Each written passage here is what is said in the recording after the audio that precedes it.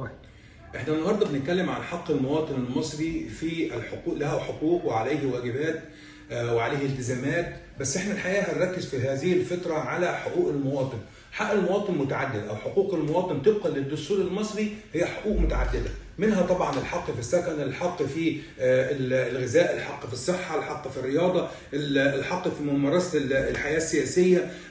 حقوق كثيره، ولكن احنا قضيتنا الرئيسيه ان احنا هنتكلم عن الحقوق والواجبات من مبدا ان احنا بنعرض الامر، بنعرض القضيه، بنعرض المشكله، وبنعمل معاها الحلول المتاحه. طبعا احنا في خلال الفتره ديت اعلنا عن مبادره اسمها حق المواطن. حق المواطن احنا بنسعى منها الى ان احنا نحط ايدينا على مواطن الخلل او مواطن الضعف اللي موجوده والعمل على علاجها. من ضمن هذه القضايا الهامه اللي احنا بنتكلم عليها المحور المرتبط بمحور الحق في ممارسه الرياضه طبقا للدستور المصري. الدستور المصري بينص على ان ممارسه الرياضه حق لكل مواطن مصري. طب هل فعلا احنا بنمارس الرياضه؟ هل كل المصريين بيمارسوا الرياضه او متاح ليهم ان هم يمارسوا الرياضه؟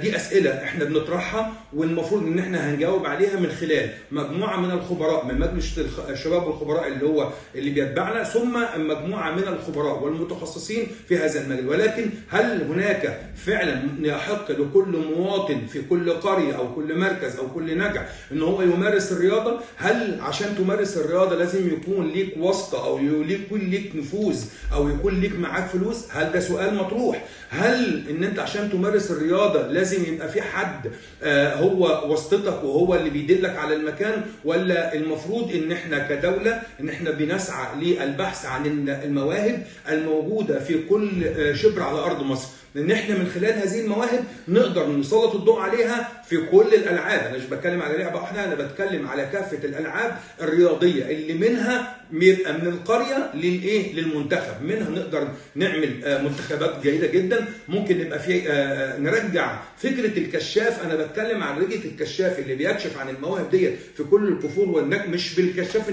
مش لازم بالاسلوب القديم. انا بتكلم مع التطور التكنولوجي والبرامج والسيستم اللي بيتعمل جديد. طبعا ده مهم جدا. طبعا احنا ما نقدرش ننكر ابدا الدور اللي قامت بيه وزاره الشباب والرياضه في المنشآت والبنيه التحتيه الرياضيه، ولكن والسيستم كمان اللي هم عاملينه والانظمه المتعدده. ولكن للاسف ان هناك خلل في تطبيق هذا النظام.